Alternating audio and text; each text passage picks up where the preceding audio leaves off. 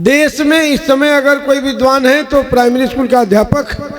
अच्छा, हम लोग विद्वान न रहते तो हम लोग, उमाशंकर जी बैठे हैं, हम लोग विद्वान न होते तो प्राइमरी स्कूल का अध्यापक होते। इस समय प्राइमरी स्कूल का अध्यापक होना कितना कठिन है। मरी हुई नानी याद आ जा रही, नौजवान बैठे। अच्छा खासा बीए करें, बीएड करें, फिर टेट करें, फिर सुपर टेट निकाले, इसके बाद पता चला कोई याचिका दायर कर देता, बन ही नहीं पाते। सुरेश जी को मैं विद्वान इसलिए कह रहा हूं कि इन्होंने मेरा नाम शुद्ध शुद्ध लिया है और आपकी धरती के कवि हैं, वरना मैं दूसरी जगह जाता हूं, मेरा नाम नागेश सांडिल्य है, कई लोग मुझे नागेश सैंडिल कह देते हैं, कोई नागेश सांडियाल कह देता है। और सच्ची बात बता रहे अंजनी जी, ये भागवत की कथा का मंच है, आचार्य जी बैठे। मैं आजमगढ़ में काव्य पाठ करने गया, वहां के आयोजक जोर जोर से चिल्ला रहे थे, बनारस से आए हुए नागेश सांडाल का मैं स्वागत करता हूं, बनारस से आए हुए नागेश सांडाल का मैं स्वागत करता हूं। उन्होंने एक बार, दो बार, तीन बार कहा। मैं गया, उनका चरण पकड़ लिया। बाबा, हमने कहा आदरणीय आप बहुत विद्वान हैं। क्या कहने, आपने सांडाल कहा, भला मुझे चांडाल नहीं कहा। क्या बात, क्या बात। ऐसी ऐसी स्थितियां आ जाती हैं, जिंदाबाद भैया। ऐसी ऐसी स्थितियां आ जाती हैं। मैं कह रहा था कि मेरे बारे में किसी ने नहीं बताया, मैं खुदे बताता हूं कि मैं बहुत विद्वान व्यक्ति जी। हाँ, बताना पड़ता है निश्चित। सेल्फ एडवर्टीजमेंट की कला हमने एमडीएच के बुढ़ऊ बाबा से सीखी। वाह। बाद में बाबा रामदेव ने भी इसको फॉलो किया। अपने बारे में बताना पड़ता है निश्चित। मैं कह रहा था कि मैं बहुत विद्वान हूं, मैं स्वयं को प्राइमरी स्कूल का प्रोफेसर कहता हूं। वाह, क्या कहने। अच्छा, आप सोचते हैं कि खाली विश्वविद्यालय में प्रोफेसर पाए जाते, नहीं, हम लोग किसी प्रोफेसर से कम है। मैं स्वयं को प्राइमरी स्कूल का प्रोफेसर कहता हूं। आचार्य जी सुनिएगा किन कारणों से कहता हूं। 7वें वेतन आयोग के बाद, बाबा, अब 8वां वेतन आयोग बैठ चुका है। 7वें वेतन आयोग के बाद अपनी स्थिति बहुत सुधरी है। पहले अखबारों में नहीं छपता था, आजकल अखबारों में बहुतायत से छपने लगा है। प्राइमरी स्कूल के अध्यापक के घर डकैती, मुझे बहुत अच्छा लगता है। वाह, क्या कहने। ये क्या है, अपना निज गौरव बढ़ रहा है, बढ़िया है, स्वाभिमान है। हमारा नाम भी अखबार में छपने लगा। अध्यापक तो हमारे बाप दादा भी थे, लेकिन क्या था उनके पास कि चोर डकैत जाते, वही पुराना झोला, टूटी साइकिल। एक दिन मैंने अखबार में पढ़ा, एटीएम से पैसा निकालते समय प्राइमरी स्कूल की शिक्षिका का पर्स उड़ाया। मुझे बहुत अच्छा लगा भाई, बढ़िया। अच्छा, एक पत्रकार ने पूछा, सांडिल्य जी प्राइमरी स्कूल में पढ़ाने के 5 फायदे बताइए। मैंने कहा कलम उठाइए, लिखते जाइए। नंबर 1, हमारा एक वक्त का खाना रोज बचता है। बढ़िया, क्योंकि दोपहर का खाना स्कूल में ही पकता है। निश्चित। ऐसा कोई विभाग नहीं है जिसमें भोजन भी मिलता है। अच्छा, मिड डे मील के रजिस्टर में लिखा है चखने वाले का हस्ताक्षर। अपनी इसी बात की नौकरी है। हमने जिसने मिड डे मील चख लिया, नौकरी पूरी। आप कल्पना करें, जिस देश में कभी कभी 40 रुपया किलो पालक मिलती हो, 200 रुपया किलो दाल मिलती हो, कौन बेवकूफ चक्कर छोड़ देगा। मैं ब्राह्मण आदमी हूं, ऐसा कतई नहीं करता। अच्छा, ये आप हमें देख के भी समझ सकते हैं। आचार्य जी, हमारा शरीर ये अपने घर खाकर बना ही नहीं है। निश्चित। काहे अपने घर खाए, हमको न पाप किए। अच्छा खासा मैं ब्राह्मण घर का आदमी, काशी में रहता हूँ, फ्री का नहाना, फ्री का खाना। और इस आध्यात्मिक पीठ से झूठ नहीं बोल सकता, सच बोल रहा हूँ। अगर लगातार 10-15 दिन हम अपने घर खा लें, हमारी तबीयत खराब हो जाती है। आदत नहीं है, आदत नहीं है। जिंदाबाद, जिंदाबाद। दूसरे के घर खाने का इंटरनेशनल परमिट हासिल। क्या बात, क्या बात। वाह वाह वाह। एक अंजनी जी, सही बोल रहा हूँ, एक सप्ताह से तो हम होली मिलन समारोह में चल रहे हैं। अभी अभी हमें सवेरे प्रतापगढ़ के लिए निकलना है, आप दूसरे राउंड की बात कर रहे हैं। अच्छा देखिए, क्या है ना कि बहुत सारे लोग समझते हैं कि प्राइमरी स्कूल के अध्यापकों को बहुत आराम है। अच्छा, घर वाले और बोलते हैं, बहुत लोग कुदृष्टि लगाते हैं। घर वाले कहते हैं कि आप लोग करते क्या हैं, आपका इतना वेतन, काम कुछ नहीं, मन करता है कि अपने मुंह पर काजल का टीका लगा ले, या कभी कभी मन करता है कि पूरा मुंह में काला कर ले। सब लोग ईर्ष्या द्वेष करता रहता है, जबकि ऐसा नहीं, हम लोग बहुत मौज में नहीं है। सुरेश भाई भी जानते हैं जी जी। अब डीबीटी का पैसा खाते में आने लगा। पहले जूता स्वेटर सब बीआरसी पाता था, मैसेज आता था हम लोग के प्रधानाध्यापक के ऊपर, जूता लेने बीआरसी आई है। बात सही करो, ताली बजाइए, ताली बजाइए। वाह वाह, एक बार जोरदार ताली, एक बार जोरदार ताली। कहने जूता लेने हाँ, बीआरसी आई। जूता लेने बीआरसी आई है।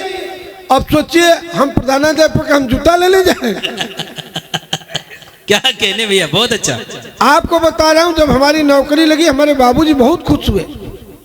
बाद में हमारी स्थिति देखकर बाबूजी मर गए। स्वागत है, स्वागत है भैया। हाँ, कितने अच्छे हैं आप, सबको माला पहना रहे हैं, फिर ज्यादा हो जा रहा है तो इधर से उधर ले जा रहे हैं, उधर से फिर इधर ले आ रहे हैं। क्या कहने, ये अंजनी भाई साहब का जुगाड़ है। ये इन्होंने माला पहनाने के लिए एक आदमी रख लिया है, और माला हटाने के लिए भी आज, ताली वाली बजाइए, माला हटाने के लिए भी आगे। बढ़िया बढ़िया। पिछले एक सप्ताह से यही माला रन कर रहा है। हाँ, कथा हो रही है, बहुत सारे लोग आते होंगे, बहुत बड़े बड़े जजमान भी आते हैं, उनको भी माला पहनाया जाए।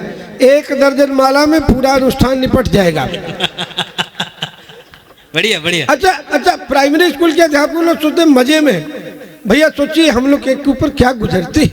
आलोक भैया बैठे हैं। अच्छा, खाली आप ही हैं हम लोग की बिरादरी के, और लोग भी हैं क्या? हैं, कई लोग हैं। हाँ, एक लोग हो तो हाथ उठाइए, आप लोगों को विशेष प्रणाम करता हूँ। अच्छा, क्या क्या दुर्गति है आप समझिए, हम लोग को फल देना पड़ता है। पहले परीक्षा फल देते थे, अब डायरेक्ट फल देना पड़ रहा, दूध देना पड़ रहा। क्या कहने, सोचिए, प्रधानाध्यापक होकर हमको दूध देना पड़ रहा है। लोग कह रहे थे मैं बिहार से, सही में मैं बिहार का रहने वाला। अच्छा हुआ हमारी नौकरी बिहार में नहीं लगी। बिहार के अध्यापकों को शुक्रवार को अंडा देना पड़ता है। ये सच है, एकदम सच बता रहे हैं। सही कह रहा। जिंदाबाद जिंदाबाद, माला पहनाई भैया को। क्या बात, क्या बात, जिंदाबाद। बताइए, बच गए। इसीलिए तो आप यहाँ आहार देने के लिए आए हैं। अच्छा, ये कह रहे थे कि बिहार में शराब बंद होगी तब ये इधर आए। अंडा की वजह से। अब बताइए, हम अच्छा खासा पढ़े लिखे, अब हम बिहार में अंडा देने जाएं? क्या तो नंबर 1, हमारा एक वक्त का खाना रोज बचता है। बढ़िया। क्योंकि दोपहर का खाना भी स्कूल में ही पकता है। और नंबर 2, विश्वास मानिए, ये चरम सुख, ये परम सुख सिर्फ प्राइमरी स्कूल के अध्यापक को प्राप्त है। मैं पंक्ति रखता हूँ, बात पहुँचेगी तो एक जोरदार तालियों से अपना स्वागत है। ये उत्सव आप महोत्सव में बदलिएगा। कि नंबर 2, हम अपनी पूरी जिंदगी सुरक्षित गुजार सकते हैं, क्योंकि ये नन्हे मुन्ने बच्चे हमें कभी नहीं मार सकते। वाह बाबा। आपने कभी अखबार में पढ़ा, प्राइमरी स्कूल के अध्यापक को बच्चे ने पीटा। इंटर कॉलेज के लड़के बैठे हुए, ये बच्चे रोज हाथ साफ करते। हमने कभी इंटर कॉलेज के किसी प्रिंसिपल को पूरे बाल में देखा ही नहीं आज तक। अपने संग ऐसी कोई घटना नहीं घटती। और नंबर 3, जनगणना, मतगणना, आर्थिक गणना, पशु गणना हमारा शाश्वत कर्म है। जैसे पढ़ाने के लिए पैदा ही नहीं हुए, कब पढ़ाएं? विश्वास मानिए, बढ़िया बढ़िया। अगर कोई व्यक्ति कंधे पर झोला लटकाए, आपका दरवाजा खटखटाए और दरवाजा खोलने पर कोई सरकारी कागज थमाए, बिना बताए आप जान जाएंगे प्राइमरी स्कूल का अध्यापक है। और नंबर 4, आपके इस पवित्र मंच से अध्यापकों के सम्मान में पंक्तियां रखता हूं कि नंबर 4 वैसे भी वैसे भी हमारा काम बहुत ही हाई क्लास है, टॉप है, क्योंकि हम जिन्हें पढ़ाते हो आदमी का बाप है। वाह। The child is the father of the man. बाबा मैंने कहा था मैं बहुत विद्वान आदमी हूं। हिंदुस्तान में जब तक अंग्रेजी नहीं बोलिएगा कोई विद्वान मानता ही नहीं, निश्चित। इसलिए बीच बीच में बोलना पड़ता है। The child is the father of the man. और नंबर 5, हम ग्रामीण क्षेत्र में यहाँ उपस्थित हैं। गांव में ये कहावत है, जुमला है कि प्राइमरी स्कूल के अध्यापक का बचपना नहीं जाता। आप कल्पना करें अगर किसी व्यक्ति का बचपना न जाए तो वो कितना सुखी होगा। वाह। और तब आपके इस पवित्र मंच से आचार्य जी की उपस्थिति में पढ़ता हूँ, माँ सरस्वती से 4 पंक्तियों में याचना करता हूँ। स्वागत है कि माँ मुझे बस उम्र भर सच्चा बना देना। बाबा। माँ मुझे बस उम्र भर सच्चा बना देना, ज्ञान से तुम भले ही कच्चा बना देना, और मैं रहूं निश्चल हमेशा देश ईर्ष्या से रहित। हो सके तो फिर मुझे बच्चा बना देना। हो सके तो फिर मुझे बच्चा, जिंदाबाद जिंदाबाद। हो सके तो फिर मुझे बच्चा बना देना। जिंदाबाद। और तब पंक्तियां पढ़ता हूँ कि हम एक अर्थ में जीवन भर सच्चे रहते हैं, क्योंकि बच्चों के संग्रह के हम भी बच्चे रहते हैं। जिंदाबाद भैया। बच्चों के संग्रह के हम भी बच्चे रहते हैं। आइए, काशी हास्य के अधिष्ठाता देवता का शहर, शिव के पूरे परिवार को देखिए भैया। ये है मंच का ध्यान चाहता हूँ। स्वागत है भैया। भाई अंजनी जी ने बहुत अच्छा मंच सजाया है। मैं दूसरी बार इस मंच पर हूँ, बहुत अच्छा लगता है। स्वागत है। जब भी सुरेश जी चर्चा करते हैं हम लोग शहर से यहाँ आने के लिए ये आध्यात्मिक पीठ में कविता पढ़ रहे हैं। निश्चित। हास्य जीवन में संजीवनी बूटी के समान है। हास्य अगर आपके जीवन में नहीं है तो आप निर्जीव की तरह है, क्योंकि आपने कभी किसी जानवर को हंसते हुए नहीं देखा होगा। हंसने का अधिकार, सौभाग्य सिर्फ मनुष्यों को प्राप्त है। मैं कह रहा था कि काशी हास्य के अधिष्ठाता देवता का शहर, हास्य के अधिष्ठाता देवता का शहर। आचार्य जी बैठे हुए हैं वृंदावन की धरती से। शिव के पूरे परिवार को देखे, मैं थोड़ा आध्यात्मिक हो रहा हूं। शिव के पूरे परिवार को देखिए, कितनी विसंगति है। मां पार्वती का वाहन शेर और भगवान भोले का, शिव का वाहन नंदी, दोनों एक दूसरे के घोर शत्रु। भगवान गणेश का वाहन चूहा मूषक और भगवान के गले में सर्प, दोनों एक दूसरे के घोर शत्रु। भगवान कार्तिकेय का वाहन मयूर मोर और भगवान के गले में सर्प, दोनों एक दूसरे के घोर शत्रु। इतनी शत्रुता घरवे में है। इतनी शत्रुता के बाद जो गले में विष धारण करता है उसे देव नहीं महादेव कहते हैं, क्योंकि वो हास्य का अधिष्ठाता देवता है। और लिखा प्रसन्नाननम नीलकंठम दयालम। तालियां बजनी चाहिए, बुद्धिजीवी लोग बैठे हुए। प्रसन्नाननम नीलकंठम दयालम। जीवन में इतने विसंगति के बाद भी अगर आप प्रसन्न हैं तब आप देव नहीं महादेव हैं। आगे बढ़ता हूं। नगर की अधिष्ठात्री देवी अन्नपूर्णा के स्तुति में लिखा, सिंधु रावण विग्रहम त्रिनयनम माणिक्य मौलेशपुरत तारा नायक शेखरम स्मित मुखी। मुस्कुराहट भरे चेहरे वाली अन्नपूर्णा के लिए लिखा, स्मित मुखी। और क्रोध में जब महिषासुर का वध करने के लिए मां शक्ति तैयार होती है, तब महिषासुर मर्दिनी के आचार्य जी आपके चरणों में रखता हूं, आप सबको बताता हूं। ये सुनिएगा, बुद्धिजीवियों की सभा है। महिषासुर मर्दिनी के 3रे श्लोक में लिखते हैं, ऐ जगदम्ब मदम्ब कदम्ब वनप्रिय वासिनी हास रते। क्रोध में भी देवी हास रते हैं, हास्य में लीन है, तब देवी नहीं महादेवी है। तालियां बजाइएगा, आशीर्वाद दीजिएगा। तब पढ़ता हूं, हास्य कहां नहीं है।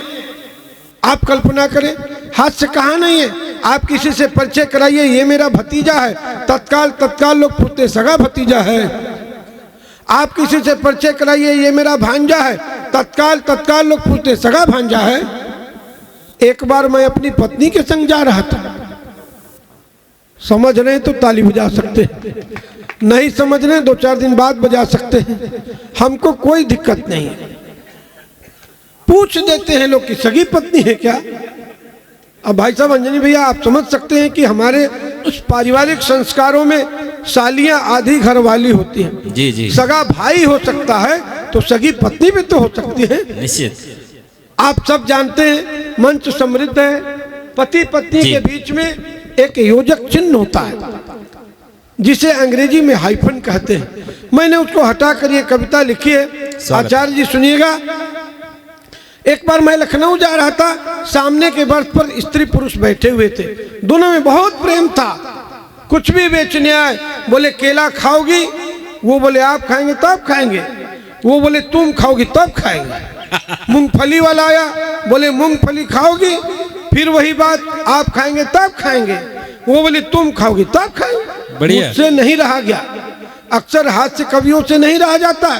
मैंने कहा भाई साहब इतना प्रेम तो हमारी सगी पत्नी भी नहीं करती, आपके बीच रिश्ता क्या है? उसने जो जवाब दिया वो आपको कविता के अंत में प्राप्त होगा। सुनिएगा। स्वागत है भैया। कि एक बार गाड़ी जब किसी स्टेशन पर थी खड़ी, अचानक मेरी नजर एक स्त्री पुरुष पर पड़ी। दोनों खुल्लम खुल्ला प्यार कर रहे थे, या यूं कहें अपने प्यार का सार्वजनिक इजहार कर रहे थे। तो यह देख मेरे मन में उठा बवाल। मैं पूछ बैठा उनसे ये सवाल, भाई साहब आप लोगों में बहुत प्रेम है, सहमति है, पर क्या सच में ये आपकी पत्नी और आप इनके पति हैं? यह सुन वो झल्लाया, अत्यंत जोरों से चिल्लाया, बोला तुमसे मतलब? मैंने कहा मतलब तो कोई खास नहीं है, बस आपके पति पत्नी होने का विश्वास नहीं है। बाबा पति पत्नी और इतना प्यार, उसका खुला इजहार हो ही नहीं सकता, नहीं हो सकता। अच्छा आप बताइए, आप लोग क्या अपनी सगी पत्नी से रिक्शे पर प्यार करेंगे? नहीं कर सकते, चाहे ई रिक्शा हो चाहे ऊ रिक्शा हो। अच्छा क्या कहने सारी चीजें आचार्य जी ई और ऊ में चल रही हैं। ई फाइल ऊ फाइल, ई मैगजीन ऊ मैगजीन, ई गवर्नमेंट ऊ गवर्नमेंट, ई लाइब्रेरी ऊ लाइब्रेरी। एक जगह मैं कविता पढ़ रहा था, एक आदमी दौड़ के आए, बोले ये बताइए कि आप ई ब्राह्मण हैं कि ऊ ब्राह्मण हैं? ऐसे भी स्थिति आ सकती है। हाँ सारी चीजें। अच्छा एक बार हम अपने घर में एक वो प्यारा सा झबरा कुत्ता पोस लिए, कुकुर। हमारे बाबूजी बहुत नाराज हुए। हमारे बाबूजी कर्मकांडी आदमी, कहे मास्टर साहब हम आपके घर खइबे नहीं करेंगे। हमने कहा कहे कुकुर पोसे हैं आप? कुकुर समझ रहे हैं आचार्य, कुत्ते कहते इधर भोजपुरी में। तो कहे बाबूजी की कुकुर पोस लिए मास्टर साहब आपके घर खइबे नहीं करेंगे। हम बड़ा चिंतित हुए। हम अपने बाबूजी को समझाए और कहे कि बाबूजी ये ऊ कुकुर नहीं है, ये कुकुर है। ताली बजाइए, समझ में आ रहा है? हमने कहा बाबूजी ये ऊ कुकुर नहीं है, ये कुकुर है। बाबूजी कहा ये कुकुर क्या होता है? कुकुर तो कुकुर। हमने कहा नहीं, वो कुकुर घर के बाहर रहता है, ये कुकुर घर के अंदर रहता है। वो कुकुर को खाना फेंक के खिलाया जाता है, ये कुकुर को हाथ से खिलाया जाता है। वो ताली बजती रहे, वो कुकुर से कोई प्यार नहीं करता है। एक बार जोरदार तालियां। वो कुकुर से कोई प्यार नहीं करता है, ये कुकुर से हमारी पत्नी भी प्रेम करती है। तब जाके हमारे बाबूजी माने। तो पति पत्नी और इतना प्यार, उसका खुला इजहार हो ही नहीं सकता, नहीं हो सकता। वो बोला अरे यार इतनी सी बात के लिए करते हो माथा पच्ची। हाँ बाबू, या तो रिकॉर्ड कर लो या तो शांत हो जाओ। वो बोला अरे यार इतनी सी बात के लिए करते हो माथा पच्ची। बात बिल्कुल साफ और सच्ची, हम दोनों पति पत्नी हैं सही, पर एक दूसरे के नहीं। समझ में आए? ताली बजा सकते हैं। हम दोनों पति पत्नी हैं सही, पर एक दूसरे के नहीं। हम तो पार्ट टाइम के लिए he made for each other हैं, वरना मैं किसी और का फादर हूँ और ये किसी और की मदर है। बढ़िया। एक अंतिम कविता हंस वाली सुनाता हूँ। स्वागत है। वृंदावन की धरती से आदरणीय आचार्य जी बैठे हुए हैं। कृष्ण की लीलाओं में पर्यावरण के संदेश है। उसमें से नागनथैया एक है जल प्रदूषण पर। मैं जल प्रदूषण पर बात करता हूँ। गौ पालन पर एक व्यंग रचना पढ़ता हूँ कि एक बार दूध और पानी को अलग करने में विफल, दूध और पानी को अलग करने में विफल।